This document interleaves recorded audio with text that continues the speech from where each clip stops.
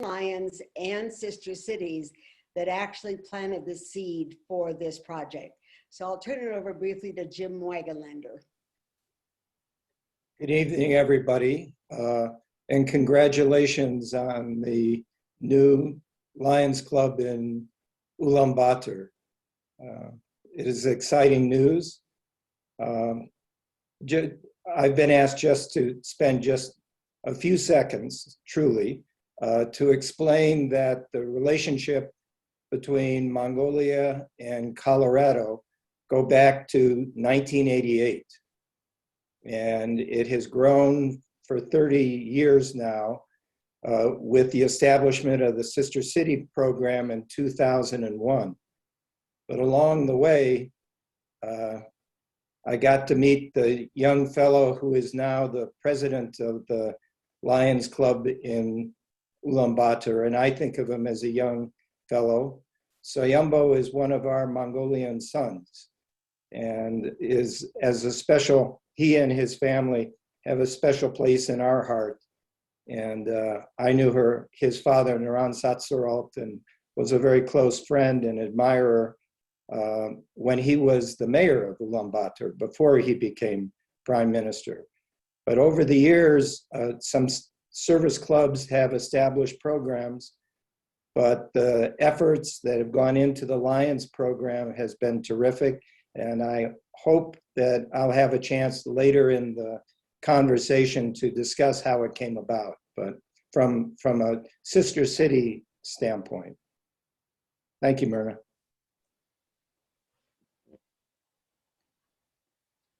Thank you, Jim. I'm looking at the chat and I'm going to try to stay focused because it truly is overwhelming to see some of the folks that have been with us on these missions to join us. And we now have two of the doctors with us, but we'll give them a chance to speak later and during the presentation. So now I'd like to turn it back over to Steve Kinski. And I'm going to very quickly just set the stage, literally, or actually allow my wife Susie to set the stage for, Lions working during a pandemic. Susie's going to talk about the first 3 years of our trips there, and Susie, take it away.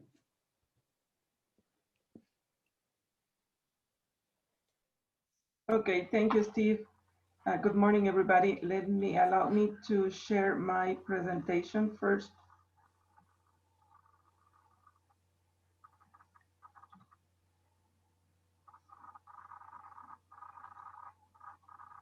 Everybody can see?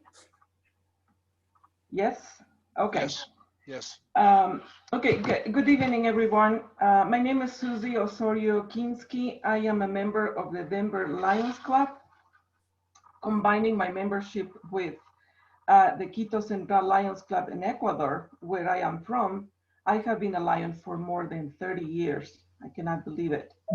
As Steve pointed out, I am setting the stage for the Lions in Mongolia to help their communities, even in times of pandemic.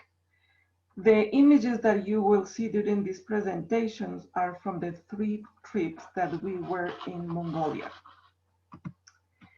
Allow me, please, to tell you a little bit of history here and why we do what we do. Helen Keller in 1925, almost a century ago, attended to the Lions Club International Convention and challenged us, the Lions, to become Knights of the Blind in the crusade against darkness. Denver Lions Club decided in 2012 to practice Helen Keller's challenge and launch its first international campaign, planned and organized entirely by its members, and we called Bringing Vision to the World. Again, in May of 2013 and in 2015, we work in Ecuador. You may ask, why this country? Well, it was a more familiar environment for me, at least for me. We were able easily to make partnerships with different organizations so we could perform strabismus and cataract surgeries, as well as we distributed recycled eyeglasses in 6 different cities in Ecuador, serving more than 5,000 people back then. After Ecuador, we decided to venture around the world to develop eyesight programs to aim preventable blindness in numerous other places in the world. And then we landed, of course, in Mongolia, and we fell in love with the country and its people. We came to the conclusion that to multiply our effort, we need to work together, because together we can do more. So we partner here with James Wagelander, or Jim, the Honorary Consul of Mongolia, with Denver Sister Cities, and also with, in Mongolia, with Zori Foundation, and with Louis Jenkins Student Exchange Program in Mongolia. I don't have the logo, but also Nomadic Expeditions came to the rescue, and they helped us. This picture was taken in our second trip, and you will be seeing pictures from the first and 2017 trip, 2018 and 2019. And we went to the Middle Gobi, and here is Soyambo 4 years ago. And behind us is Soyambo's dad. It's his statue. He was the mayor of Ulaanbaatar, as Myrna Ann was saying. In his time, the agreement to make Denver and Ulaanbaatar sister cities was signed. Later, he became the first prime minister of Mongolia. Unfortunately, he's no longer with us. I would like to point out that 9 of these 3 eyesight campaigns would have happened if we're not for the help of Soyambo. So he is a really key member in our campaigns. Also, I want to point this picture, and like I said before, is some of the 3 trips. Here is Sugi. But at the time she worked at the Nomadic Expeditions, she was our tour guide. Then she became our interpreter, and she was distributing glasses, etc. Instead of resting in her free time, she decided to work with us. You will see here Dr. Batar, who was a volunteer recruited, of course, by Soyambo. He came to us to help us in the Middle Gobi in the second campaign in 2018. In that trip, we didn't have a doctor with us. He not only volunteered his time, but he also, you will see later, that he brought his capacity. I was impressed by him because he said, you guys are coming from so far away to help my people. What can I do to help you to help my people? In this group, these 2 girls are the Louis Jenkins exchange students. They became our data entry. And this picture over here, this is from the second trip. You can see Ulsi. She is a resident in the United States. She's from Mongolia, and she also came with us. And this was the team from the second trip. Soyambo, you cannot say no to Soyambo. He says, make sure that you point where Mongolia is against the whole world, so people know where Mongolia is. So here is Mongolia, and here is Denver. We have 14 hours difference. You know, the idea would be to fly this way, but no, when we fly, we go to the Pacific, and we go around, and then we land in China. I put this map so you can see that Mongolia is surrounded by Russia and then China. We landed, of course, in Ulaanbaatar, and then we traveled by car with the help of Soyambo to the Middle Gobi and South Gobi. In terms to perform a campaign in any country around the world, we need to do these things first. The Denver Lions Club, we have this program, Recycle for Sight. We do a Recycle for Sight program in the 16th Street Mall. It helped us to have visibility for us, for the Denver Lions Club, but also outside of our office, 14th Avenue and Grand Street in downtown. If you have used glasses, you can come and put it here in this box. But also, you might have seen these bags in either libraries, your optometry doctor. You can deliver the used glasses there, or go to our Denver Lions website and you can see where in Denver you can deposit the glasses. And what we do with the used glasses? Well, we sort, as the Lions, we sort the recycled glasses that we receive. Unfortunately, whatever glass is broken, we have to throw them away. But the ones that are in good use, we send to Sterling, Colorado. We actually make a joke and we said, we send to the jail the glasses, where the inmates, with the help of this machine, they process, of course, they sanitize first, they read the prescription, they label the prescription, they print and label the prescription, and then they send the glasses back to us.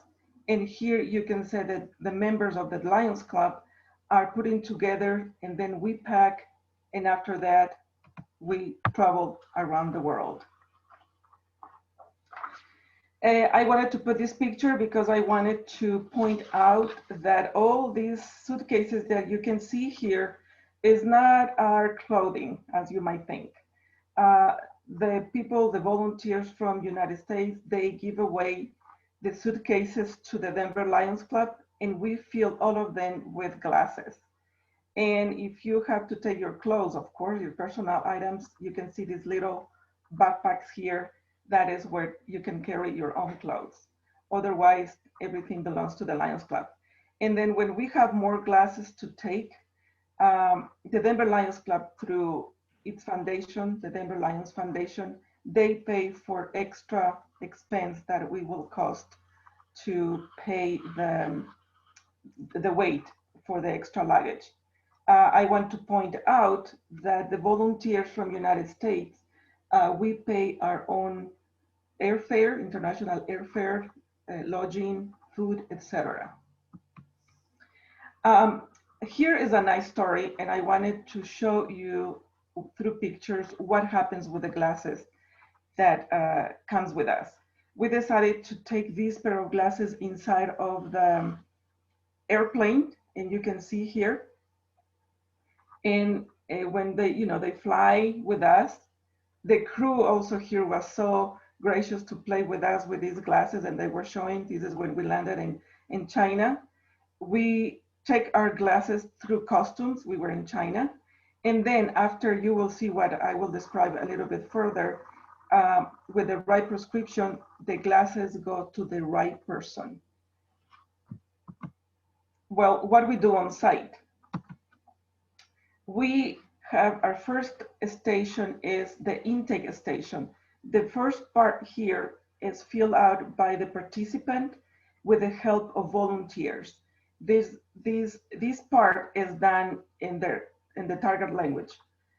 This form has been translated in English and Mongolian, Spanish, French, whatever, Nepali, whatever country we have been. In this case was Mongolian. And then the second part, the third part, and the fourth part is filling out by the other stations, and then the recommendations, what is next. In the second station, we have visual acuity, where we measure. In the third one, we have the refraction.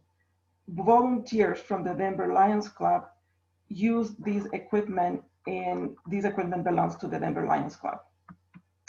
We also, the Denver Lions Club, has an equipment that is used for children. And of course, in the first trip, my daughter came as a volunteer. So here is she loves to work with kids. After this refraction, the participants goes to the eye doctor. Sometimes in some trips, we have our own doctor in our team. So in this case, Sue Benes was our doctor who came with us, and she retired from The Ohio State University, where she was teaching. After visiting the doctor gives the prescription, and then they come to what we call the pharmacy or dispensing the glasses. And Steve has mastered how to interpret for us the prescription what the doctor. Even though the glasses are disinfected and sanitized, we have to clean it again. As Almuna Ann was pointing out here, we sometimes want to match the glasses with the outfit that the participants are wearing. It is because sometimes they really want fashion, and so we try to match that. So, so it helps. Well, pictures are worth 10,000 words. So here it is. And this picture is participant satisfaction. This picture touched my heart because for the first time, this little girl was able to see her mom's face. You can tell by her expressions how happy she was. And this satisfaction is what it makes our trip worth it, and we continue to do this. Well, what happened when we don't have the glasses that are prescribed by the doctors? So then we create here a list for referrals. And what we do is we partner with a lab in the country that we are visiting. In the Denver Lions Club, through the Denver Lions Foundation, we pay for the cost of these glasses that are tailored to each participant. When the prescription is so special, we bring those glasses to United States. We had it made here, and then we ship it back to the country. And well, the question is, what happens if the participant not only needs glasses, but what happens if they need surgeries? Like I said before, Soyambo has been crucial in these 3 missions. He was the one who recruited Dr. Batar, and Dr. Batar went above and beyond, and he decided, and he says, well, I'll do the surgery. So this small kid was done the surgery by Dr. Batar. So he not only volunteered his time by writing prescriptions, but he also volunteered his expertise, and he performed surgery on these kids. And if I'm not mistaken, about 3 or 4 more kids. And he was the prescription with the referral to Dr. Batar that he had strabismus, this participant. So Dr. Batar again here in Soyambo is somewhere here. I cannot see. Yeah, here it is Soyambo. And this is in 2019. We finally met with the future Ulaanbaatar Gegee Lions Club. Before giving the floor to Sugi, who she will continue what they are doing now in Mongolia, I wanted to point out that in these particular 3 missions in Mongolia, we have contributed to the Mongolian community or about $90,000. We put our volunteer hours only to $22 per hour, not counting that it is $125 for a person that is bilingual and bicultural, and we have a lot of hours with that. We also, the Denver Lions Club, through the foundation, we donated to the Gegee Lions Club because we want to come up with a project that is more sustainable. So we have donated $7,500 to the club. I wanted to to show this picture because the volunteers, we pay our own trip. And I was thinking maybe we were so tired that we couldn't find a hotel, or maybe our credit card was up to the limit. So volunteers, we just find any place to crash because we were so tired. And also this picture points out that we became more humble and lucky to live in a country that we live, and eager to continue serving to the community around the world. Thanks to Jim, to Honorary Council of Mongolia, and to Denver, the sister cities, the Ulaanbaatar Committee. The Denver Lions Club was the first organization to be nominated as Volunteer of the Year in 2019.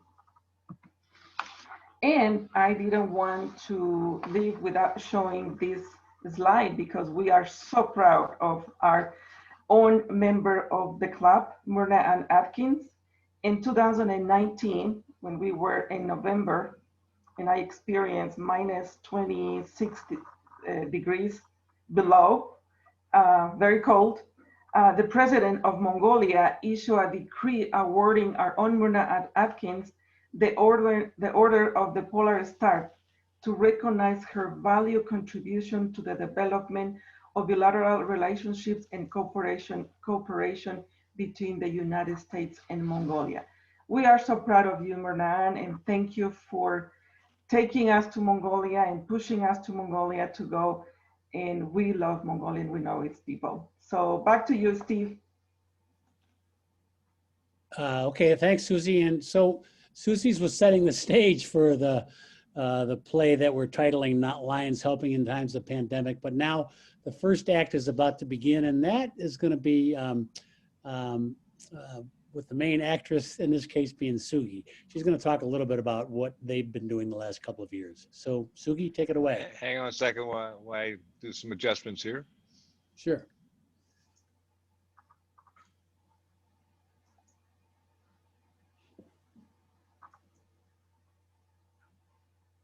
Gotta find Suki on the list. There she is.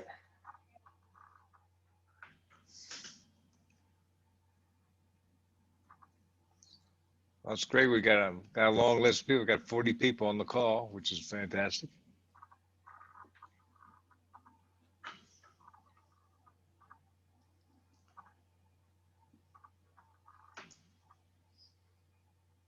Okay, Sugi, you're screen sharing. Go ahead.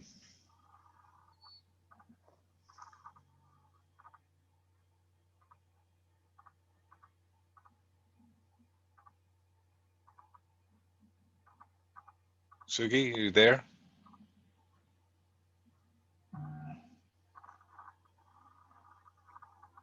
Yes. Can you see the? Okay. Yeah, I see you now. Okay. All right. There you go. Alright. За, тэгээ сайн байцгаана уу? Та бүхэндээ энэ үчиг мэндийг дэвшүүлье. Alright, so good evening everyone. Thank you for being here with us tonight, and I am Sorma Enibish and the member of the Ulaanbaatar Gegee Lions Club. So over here I just wanted to show you the I just wanted to talk about a little bit what we've been doing during this pandemic time. So over here, actually on the bottom, okay. So over here, this is this here says Ulaanbaatar Gegee Arslan Club. So that's this is the Cyrillic alphabet that we use over here, and then we also have the script or the what do you call it? The okay, so let's go with the script. So yeah, so this is just, you know, for your information, we wanted to show you that we have the Cyrillic alphabet and we have 35 letters in it. So it's a bit hard to learn Mongolian, but it's not too hard.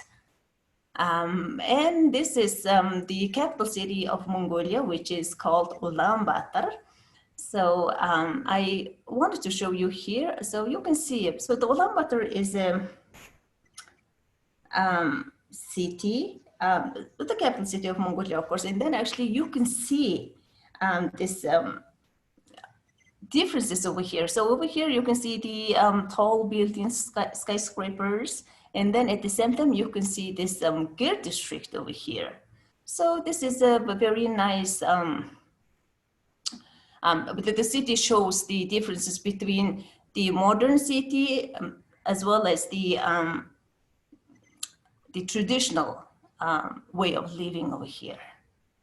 So, so Ulaanbaatar city had moved 28 times until they chose this location to be the, you know, the real location for the capital city. Okay. So, some people may not know what the ger is, so this is called ger, so which is our traditional dwelling unit. So from the outside, it looks like this, so it's round, and it is made of wood and also felt. And from the inside, you can see this here. So it's just one big room, and of course it's round, so there is this stove right down here. And then when you make fire in it, then the heat distributes evenly and gets warm quite fast. All right, so, okay. So here,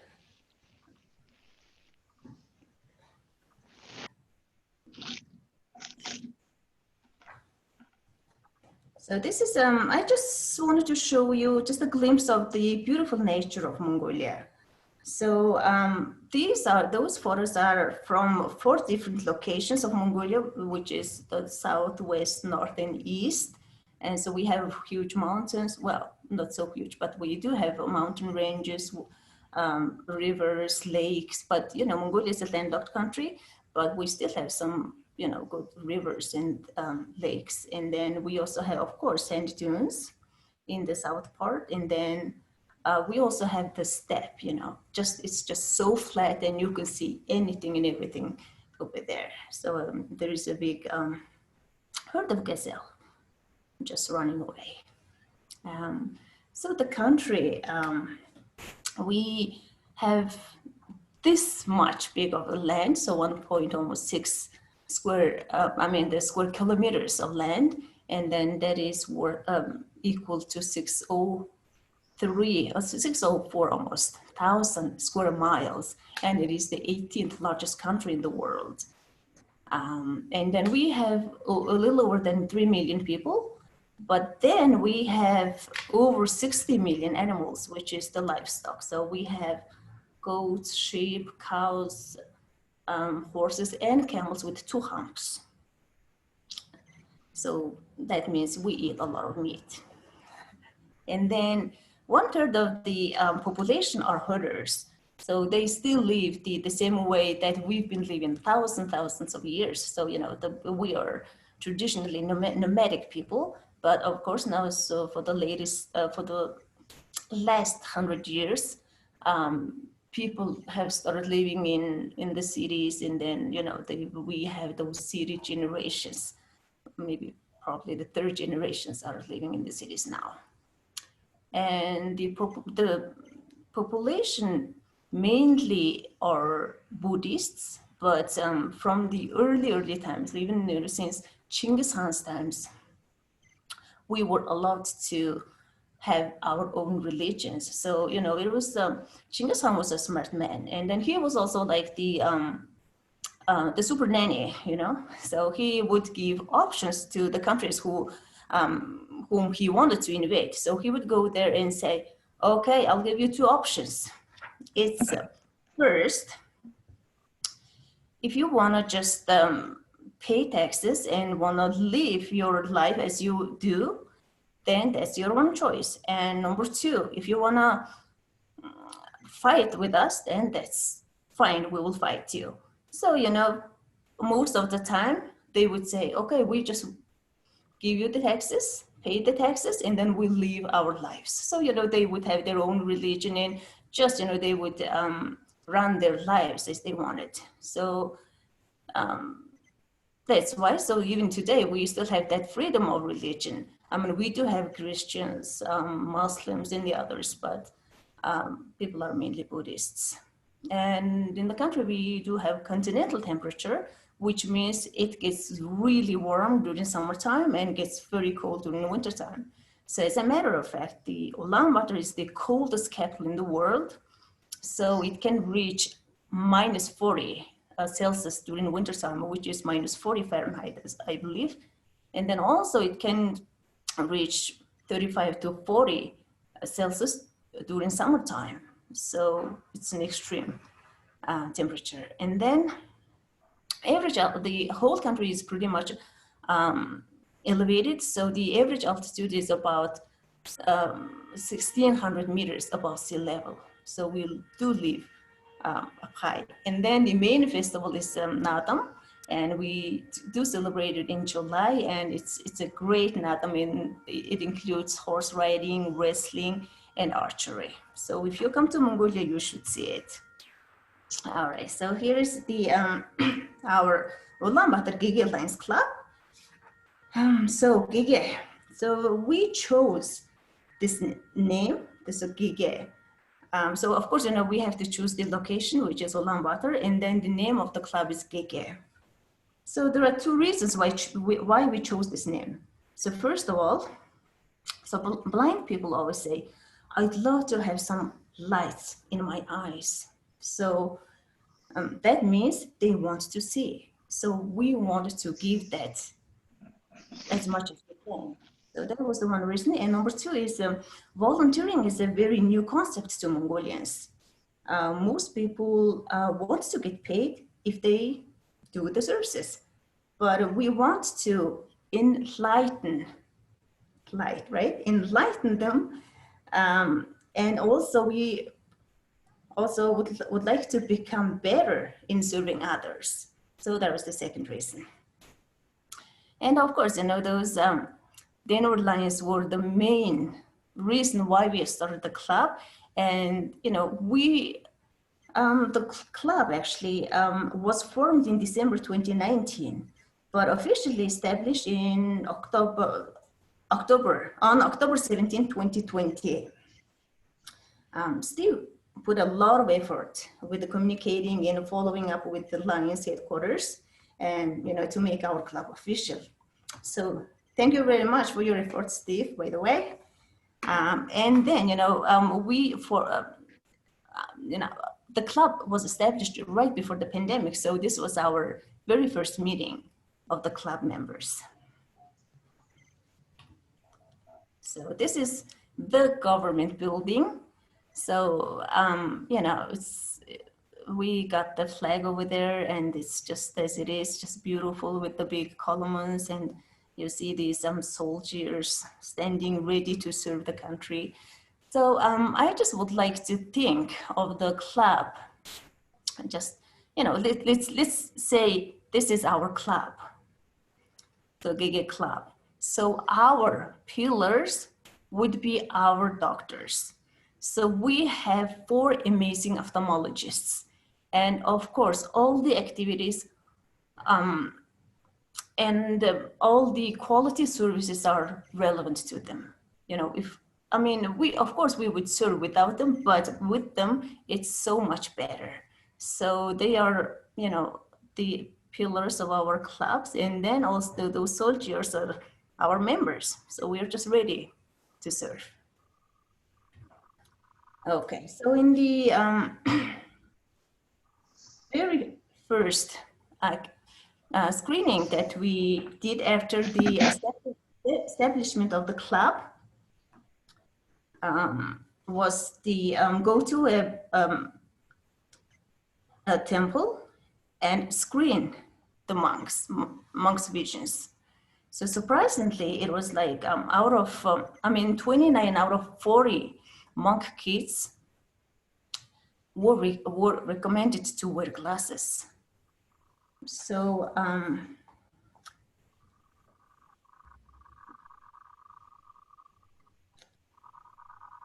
So this is the very first screening that we did. And then this is the intake form, of course, as Susie explained earlier, and then the classes are ready to be distributed. So, but then actually we use, during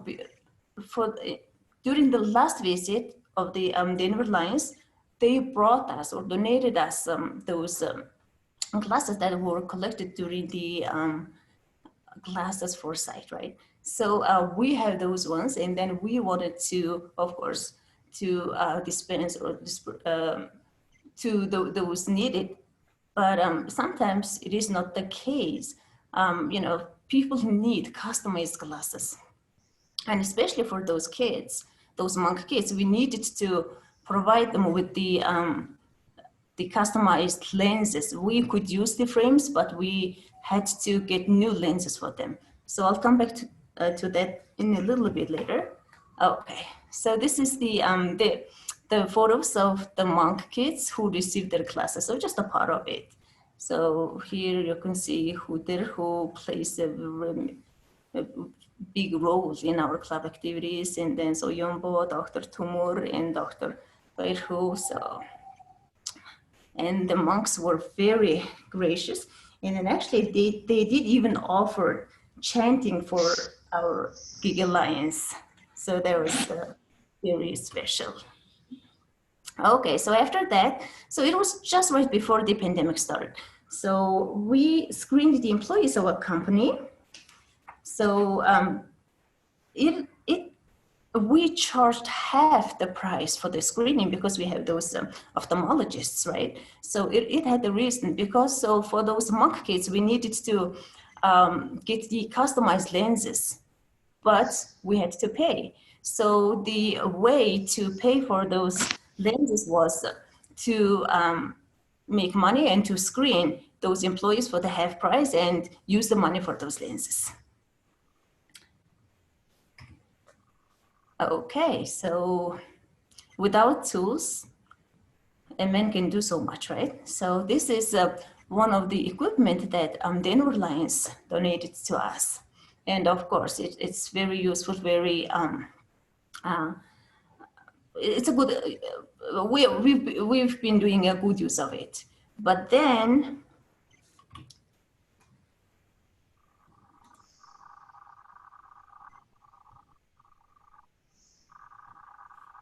Denver Lions stepped up and they said, okay, what assistance could we offer to you to help you to serve better?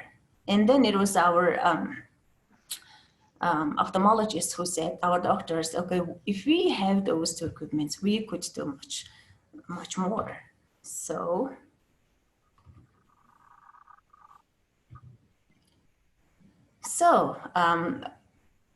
Denver Lions bought us those two equipments, so the tonometer and the autorefractometer. So this is how much they cost. I mean, good thing China was close by. So,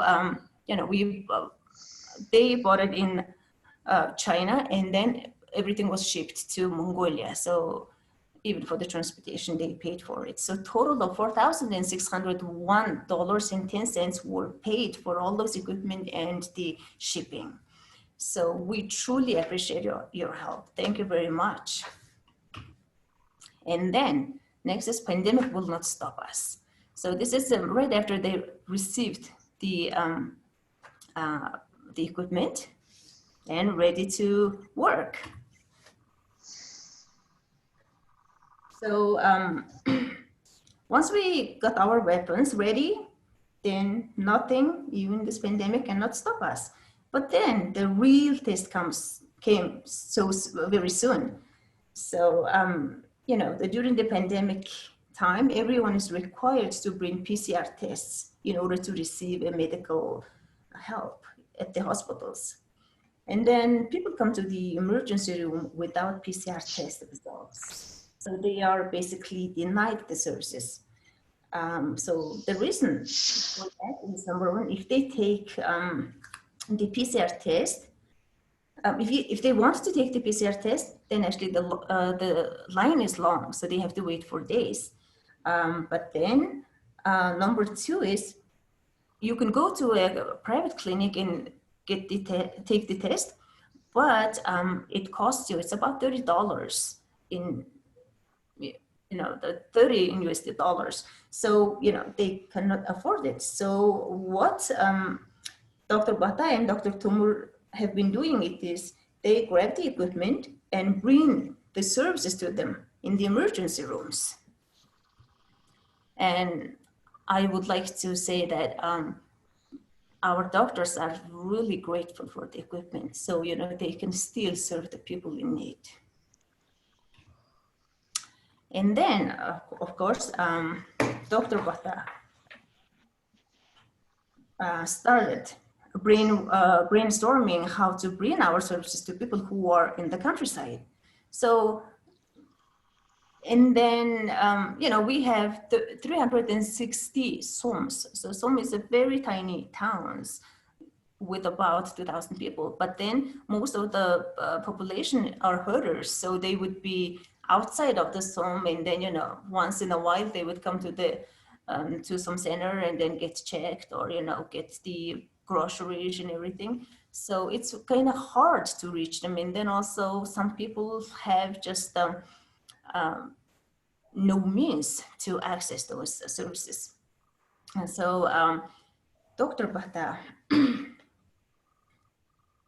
decided to train the doctors, local doctors and optometrists online, and then send the glasses to them. So that way our service will be continued even in the countryside, even without our presence. So this is the very first package that was sent about 1,200 kilometers away from Ulaanbaatar. So UB is the, it stands for Ulaanbaatar. So, so our service is delivered far away. And it also picked some interests from others, and they are requesting more information on Gegee Lions Club services and express their interest to work with us in the future. So actually, I do think it's a great solution, especially during this pandemic situation. So I would say, Dr. Bata, you rock. Okay, so this is, so this lady is the doctor in the countryside. Get started. Sorry? We need to mute Fletcher. Okay, she's delivering the services in the countryside. And then, so now we have several other packages waiting to be shipped, because due to the strict lockdown, we cannot send them out at the moment, but they are ready to be sent. And of course, practice makes perfect. So this was the very first, it already has the heart, soul, services and mind, everything in it. But, just looking from the outside, it doesn't look that well. But here it's already perfection, I would say. So our next mission would be, so this is the Zapang Emek, which is the training and has been done and also sent to. The glasses are already sent to, so this is about 1,200 kilometers away. And then the next would be go to Husgul, so about 780 kilometers away from Ulaanbaatar, and then Umunuqov. Oops. Sorry, my mouse is not. Okay, so from here to Sukhpatar, another 570 kilometers away. Torunqov, 560, 70 kilometers away. And then next would be Dalanzatat, 650 kilometers away. So like that. So we can reach, although, it's pandemic time and you cannot do much, but actually we can still continue doing our work. All right, so this is the, just wanted to show you the numbers that we've been dispensing the glasses. Of course, those eyeglasses were all donated by Denver Lions. And then in 2021, we've been handing them out to patients either out of Ulaanbaatar or in Ulaanbaatar. So these are we've distributed single vision, multi-vision, and also readers classes. So it is not only in Ulaanbaatar, but it's been done in either been done or it is going to be done in the countryside. And also, at this time, can we serve in other ways? So actually, Dr. Pata had an offer from this Orbita eye clinic. They do have the optometric shop in their clinic, and they said, okay, sometimes we do have people who cannot afford any glasses at all, but they are in dire need of glasses. So if you let us have maybe just only a few pieces of glasses over there, then we could just provide them with, provide those people with those glasses. So we thought that was a great idea because, of course, they have to make money to, by selling their glasses, but at the same time, they feel for those people who cannot afford those glasses. So, so actually, we already gave a few pieces of glasses to them, so that way to see, how it goes. And the next one is this another private optometric shop also reached us and said, okay, sometimes people cannot afford the glasses. So can we use your frames, the glass frames, and then we can adjust customize the lenses, but we do it for less price. So I thought that was another great way to serve. So.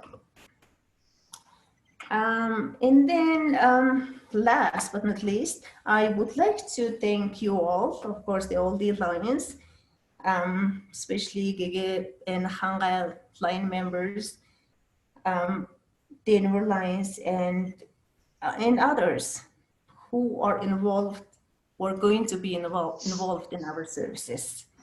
And we can never do it alone. So we serve better when together. Thank you very much. Thank you, Sugi.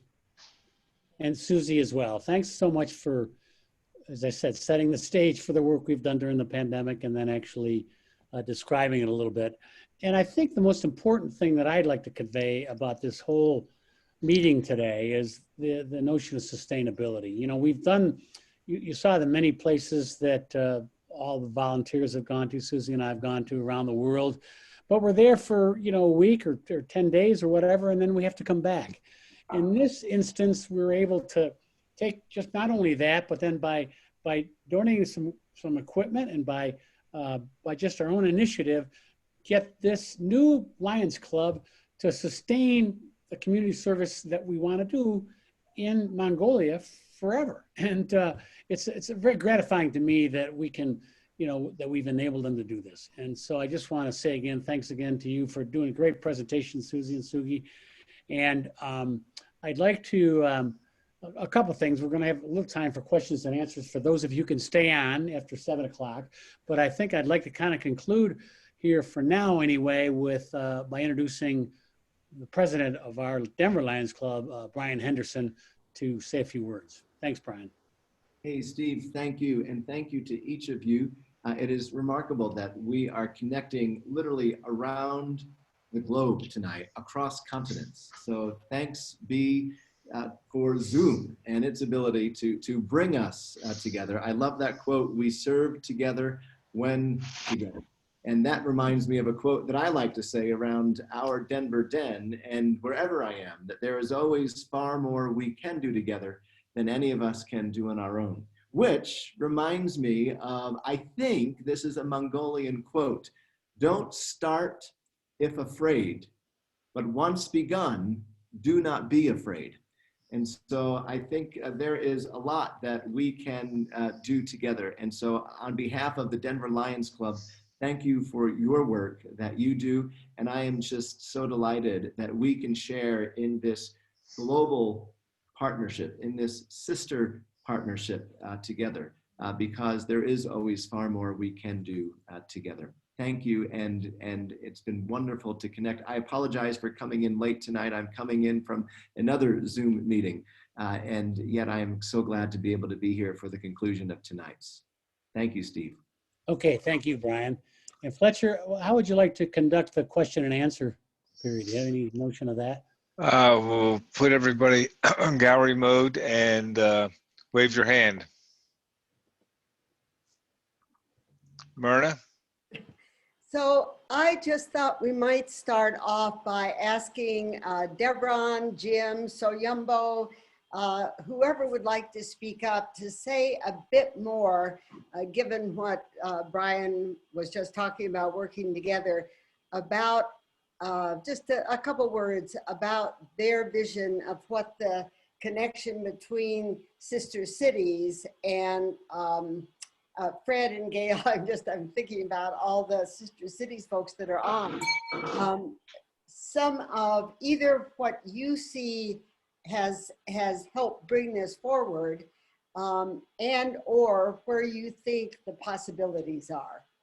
Just a couple words. We could go on another hour with that, I think. Well, this is Jim, and I would like to take just a minute or two and express how much I'm taken by one of your slogans, which is "Together we do more." For years, I've been trying to figure out how to describe what that phrase epitomates. For those of you that may not know, some of the Denver Lions Club involvement in Mongolia began through sister cities with Myrna and others, and we were able to help those activities, and in return, your Lions Club has taught us how to incorporate service programs into our annual delegation trips and in our Luby Jenkins student exchange program. So we've helped Lions has helped us. And now it is great to see that Denver Lions goes on to help the new chapter in Mongolia. And to me, that epitomizes the truth in the phrase, "Together we do more." I'd just like to leave it at that. Thank you for helping us. And please, anything we can do to continue to support your programs, we're there to do that. Okay. Anybody have any questions? Raise your hand or start speaking. This is Fred Kaplan from Denver Sister Cities. I'm the treasurer. Can you hear me? Yes. Yeah, I'm operating on a tablet, so I'm still a rookie on this thing. How can Denver Sister Cities help? Is it via promoting the project more, or what? Fred, I just had an idea that I have not had before as you were asking. Sorry, and I should not be drinking coffee between people speaking. One of the things we do that has been signaled is this glasses collection. Sorry, and I think there may be ways, I mean, it's a small thing, but it's huge. It's a way we may be able to let people know through sister cities how important it is to recycle their glasses and tell them how to do it. I mean, little things like that. One other thing I would mention that we haven't emphasized, sorry, is the connection with, and Jim mentioned it, but the connection with our exchange program. When the exchange students from Mongolia come here, we have a presentation with Rotary and with Lions talking to them about service, about community service, and about service clubs. And I think that's a way throughout sister cities, not just for Lions, but to raise awareness of service, because certainly in the United States, efforts at community service, let me just say, need promoting.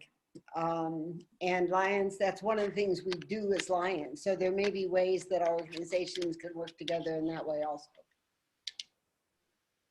Could I suggest something else that maybe sister cities might be able to do? And that is, I do love this country, Mongolia. I mean, it's a fantastic place to be. If you ever get a chance, even if you can't go with us, go somehow because it's a beautiful place. Would there be a way that you'd be able to facilitate, let's say, whenever our first revisit might be? I mean, maybe we've talked, about August, but maybe that's too soon. But maybe if most of us are vaccinated and and the quarantining, we can figure a way around if there is any in Mongolia, that type of thing. I mean, maybe Denver sister cities can help. I'm not asking for an answer now, but maybe we could kind of plant the seed. You're on mute, Jim. So Yumbo looks to me like he was going to say something, but he's on mute too. Jim, we cannot hear you. Sorry about that. I'd like to respond to Steve. In regards to the student exchange program, Luby Jenkins, we're continuing it this summer, but virtually. And so we can incorporate in one of our virtual programs the Lions service projects and help both the Mongolian students, high school students, and the Denver high school students learn to appreciate and continue to be engaged in those activities. And then secondly, though it's unsure at this time, it is possible that we will have a small delegation going again this year in September, early September. And of course, as we've done with the Lions Club before, we would love to do a joint trip or to somehow engage some of your people in that trip. And when we're in Mongolia, we certainly would like to do things with the Lions Club there. And Sayumbo is always so incredibly kind and supportive. I think we know how that can be arranged. But the uncertainty of that exists because of the pandemic, but now maybe more with what is happening in Mongolia than on the US side, because I think we will be able to travel to Mongolia or to travel out of the US come September. But we don't know about what's going to be occurring in Mongolia. Yeah. So Sam McKenzie, I love your flag. We have several doctors on, and I don't know if they're all still on, but Sugi or Soyumbo, would you introduce the doctors just by name that are on the call? Yeah, that's why I raised my hand. And there's now two doctors are joining us. I'm also a medical doctor, but not optical, and that's why please say something to our Lions Club, Dr. Bata, Sugi. Bata та нэг өөрийнхөө хийсэн ажил болон жоохон нөгөө өөрийнхөө бас бодож байгаа их саруудад жилүүд хийх тухайгаа ажил хийх тухайгаа жоохон тайлбарлаж өгөөч. Микрофон асууж байгаа. Суги орчуулад хөө. Bata микрофон асуугаар. Okay, now Dr. Bata will. Сайн байцгаана уу? Эсвэл Lions Club-ийн тавханд өнөөдрийн баярын мэндийг хүргье. Манай Lions Club-ийн гишүүд бүхэн энэ ковид халдварын үед ч гэсэн хараа хамгаалах иргэдэд зорилттой бүлгийн иргэдэд тусламж үйлчилгээ үзүүлэхдээ арай өөр шинэ арга төрөлийг олж ажиллах талаар болж хэд хэдэн санаад ирсүүлж ажиллаж байгаа. Үүнд нэгдүгээр нь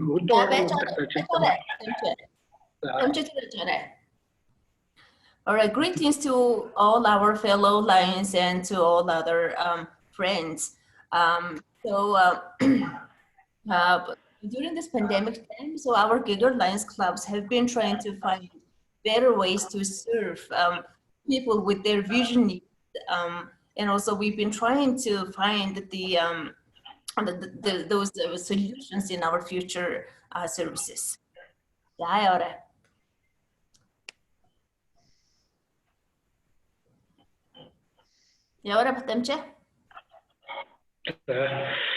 За ингээд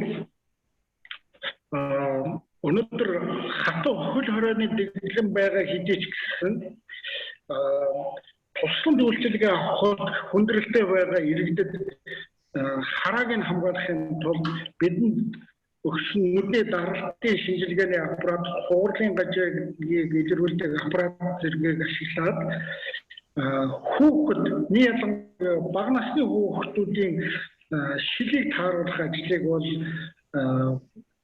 ардлагдсан хороо дүүргүүдэд үзүүлэх боломжтой байгаа. Гэхдээ өдөр болгон байнга тэгж хийж чадахгүй бөгөөд олон хүн цуглуулах, хамруулахгүйгээр багаар бид нар аль болох бага хугацаанд хийж байгаа. Гэхдээ энэ ажлаа бид нар вакцинжуулалтын ажилтай хамт вакцинжуулалтыг хийж байгаа ажилтайгаа цуг хийж байгаадаа бид нар бас амжилттай ингээ хийж болж байгаа. Вакцинд хамрагдаж байгаа улсууд дээр цуг хараагийн шалгаад яваад байгаа. За түрэж байгаа. So one of the solutions that how we could deliver our services during this pandemic time was actually we are screening their vision. Meanwhile, they are coming to get vaccinated. So or doing parallel. So of course, especially at the moment we are under a strict lockdown. So groups cannot come to the clinic or to one place in everything, and then also not many people can get the services, but still whoever comes to also getting the vision screening. And then also one another thing that we are and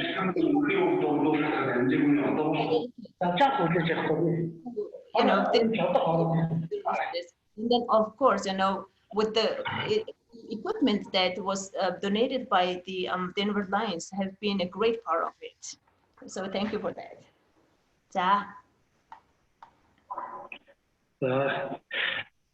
Цаашдаа бид вакцинжуулалтын ажлыг дуусгаад хүн амын вакцинжуул дуусны дараа үндс ажил бол хараа хамгаалах яарч клубын ажлыг орон нутагт аль болох өргөн хэмжээгээр хийхэд тулд орон нутагт ажиллаж байгаа яарч клуб шүүдийг дэмжих тэднтэйгээ харилцаа холбоогоо сайжруулах чиглэлээр их ажиллаж байгаа. Ер нь орон нутгийн хөдөө орон нутгуудаас маш их санал ирж байгаа.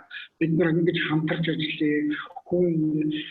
Хүмүүсийн ийм харааны шилжний шаардлагатай хүмүүс байна. Тэргээр эмч болон мэрэгжилтнүүд мөн хувь хүмүүс бид нар энэ шилжийг чинь түгээхэд туслаад өгье. Мөн ийм нүдний болон харааны эмгэгтэй хүмүүс байна. Энэ хүнд ямар тусламж үзүүлж болохгүй гэдэг онлайнаар биднэрт их хандаж байгаа. Тэгээ манай Lions клубын ажил улам өргөстэй заавал дэлхийн нийтийг хамарсан ковидээс шалтгааллахгүйгээр цаашдаа улам их өргөжж ажиллана гэдэгт бид итгэлтэй байна. Та бүхэндээ баярлалаа. So also even after the vaccinations we still have to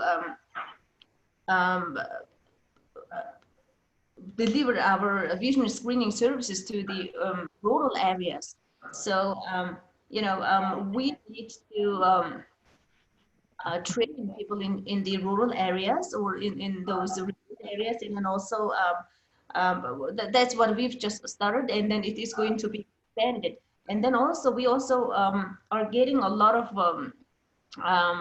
offers from local people who are ready to help us and who are asking us, what can we do to bring your services in our areas?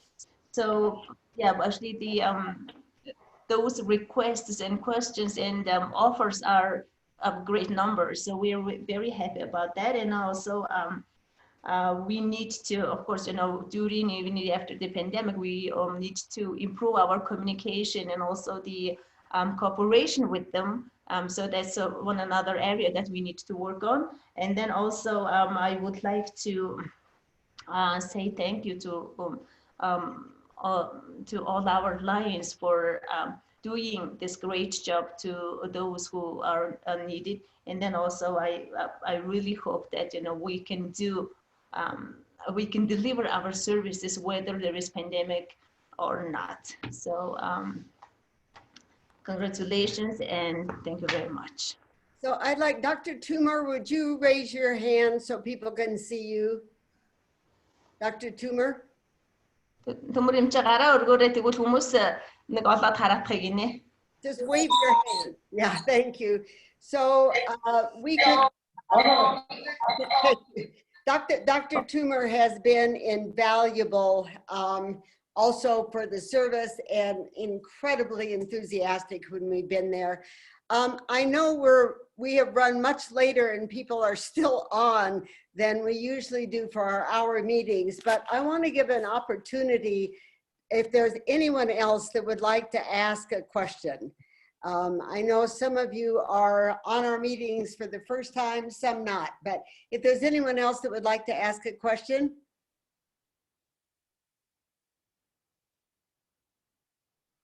Raise your hand or wave.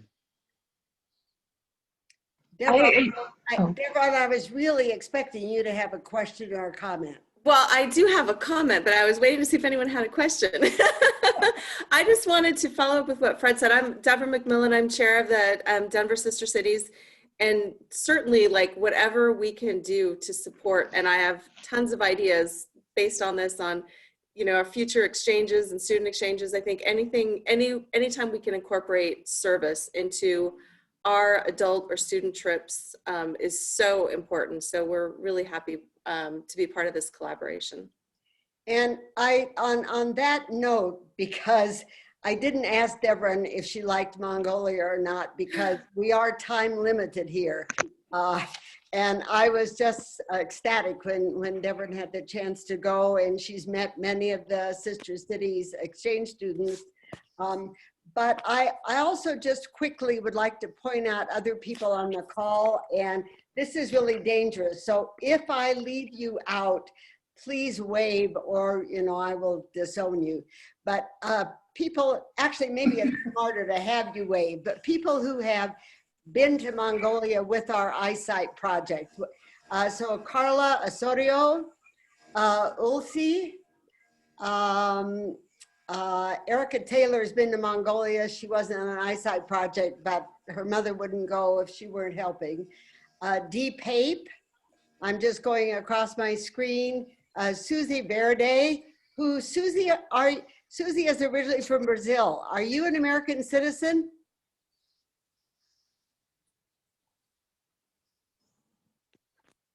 Unmute yourself, Susie. I will be an American citizen in 2 days. 2 days, all right. I thought that was something we should note. And let's see, these big screens, who else did I miss? Steve and Susie. Flossie is going. I don't see Flossie on there, but she was saying she didn't get to go, so I promised her we'd go again. So I think all of these folks who have been there would gladly go again, but we couldn't have done the mission. Dee, did I mention you?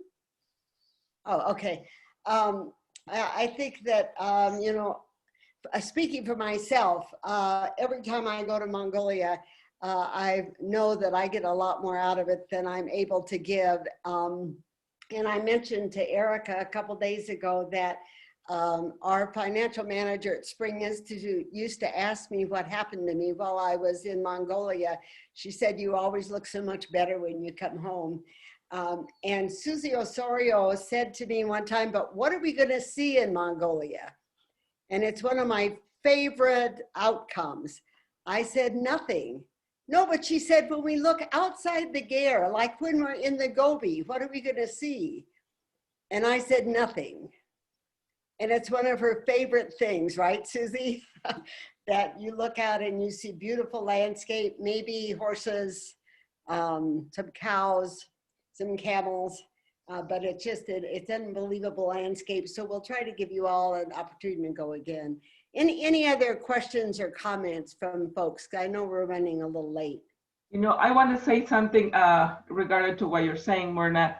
I remember when I used to work at the Spring Institute, I was telling you, why Mongolia? I mean, always you go to Mongolia. Why not South America? Why not Ecuador? And now I know why not Mongolia, So I fell in love with Mongolia. I know I'm Ecuadorian, but I also fell in love with Mongolia. And with Steve, with my husband, we always said, when you go to Europe, you pay to go and see things. You go to the museums and etc. But when you go to Mongolia, you pay to go and see nothing.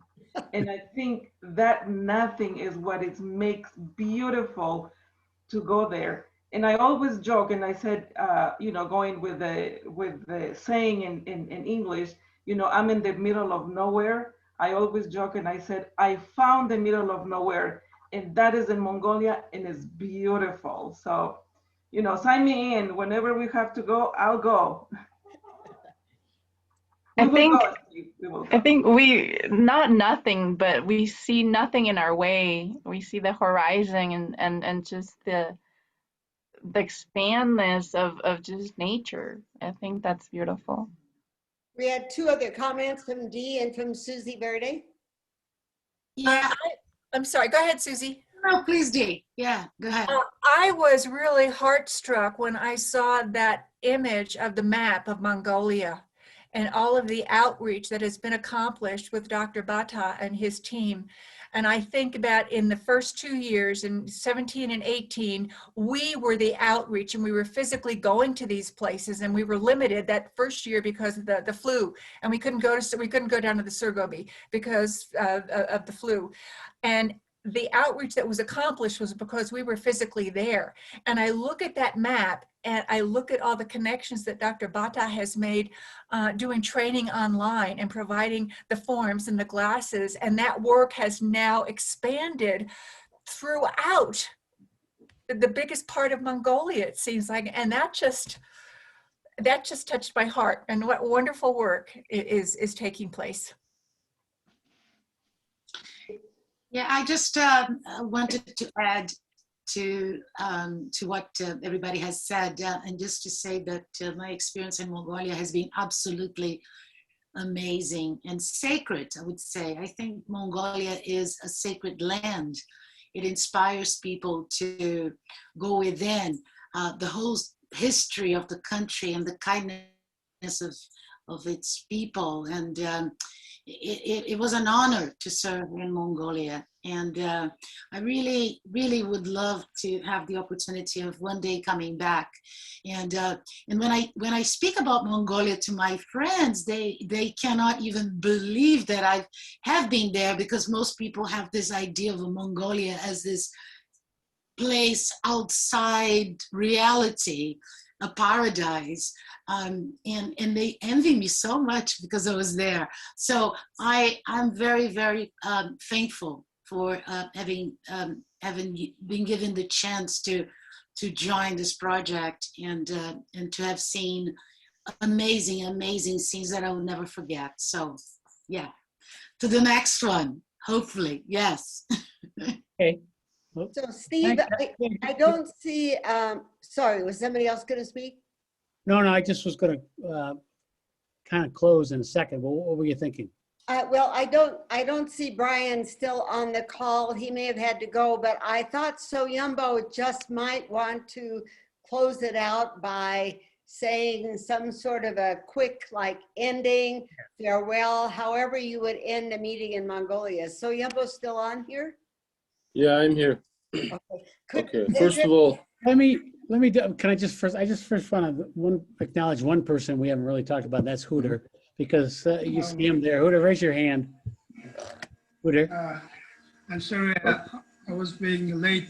No, that's all right. But I just want to acknowledge him because I think he's sort of the real. He's what kind of makes it click a lot. He's the one who helped us get the equipment. And he's sort of the operations officer for the Lions Club, and want to make sure you at least got acknowledged.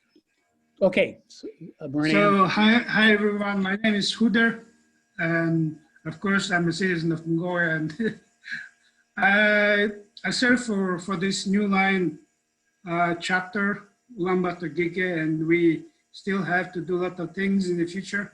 So I just heard some other possibilities to cooperate and from our American friends in terms of education, student exchange programs. And also I understood that some of our friends are interested to come to visit here personally and see our nature and introduce our culture. So I'm also very keen and welcome you to come here. And of course, our country see America as a third neighbor country. So we also very observe what is happening in America and the whole world. And I also very love American friends, American people. I like American way of life. We have a same political structure, democracy, and also America and Mongolia has some part of America has the same climate situation. So that's all the things we have similar similarities. And if you our American friends are interested to in the future to implement any education programs to help Mongolian people to be educated, I personally also will support you from Mongolia's side. So welcome here to Mongolia. Great, thank you. Okay, Marianne. Thank you, Hooter. And We also have a question from hand raised, and I can't pronounce it. Uzi? Olzi. Oh, Olzi, maybe. Go ahead. Olzi, was that you with your hand up? And do you have your Good morning, everyone here, and good. Yeah, Yeah, we don't. Olzi, you're cutting out. We can't hear you. Check your network, please. Yeah, I think my connection is not that great. However, hello everyone in Mongolia, and good evening to everyone back in the States. So I am back in Mongolia. I've been here for about 3 weeks or so, and I just like to express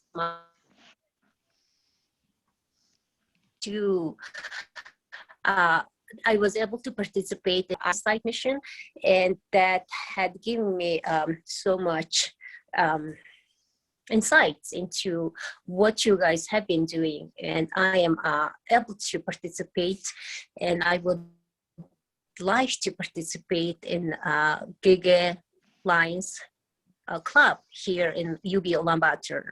And I sent a little message to Soyam, then if you would please accept me as a volunteer would be great. That's all, thank you.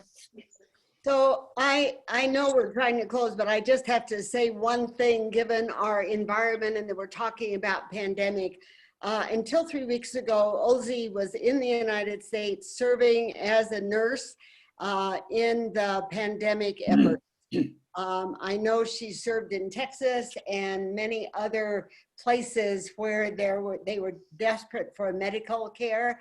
Olzi, I hope you don't mind if I say also she knows about COVID firsthand, not only from being a medical person and serving as one of those that we couldn't do without, but she also had COVID herself. So my thanks and our Lions thanks to you, Olzi. So Sanyama, would you give us like one sentence so we can tear ourselves away for this meeting, because Jim Wagenlander had to leave. He has another meeting about the exchange program that I'm also supposed to be on. So if you could just close it for us. Okay, it's been a great honor for meeting by Zoom, and it's a great opportunity to see each other and to show what we've done and what Denver Lions Club had done in Mongolia. They built a new club and they built a new mission for us. And now in our vision, we have to train our doctors, and that the local doctors also have to train, and we have to work for cooperation to develop our cooperation. And one thing I have to mention about when Denver Lions Club was here, and we want to train one of our doctors in one of the universities in maybe in America, because we need to specialize by optometrists, right? And also we want to cooperate with the education side, and also as a Lions, we have to build new relations with the maybe Chinese Lions and Korean Lions. And also, please welcome to Mongolia to do together for service or whatever, just to visit us, to see us. And it's been a great morning for me. Maybe it's been a great evening for you guys. And I hope we will see another meeting for our success or what we've done, maybe short future. And thank you. And we will show you how we can work and what we can do. And thank you again.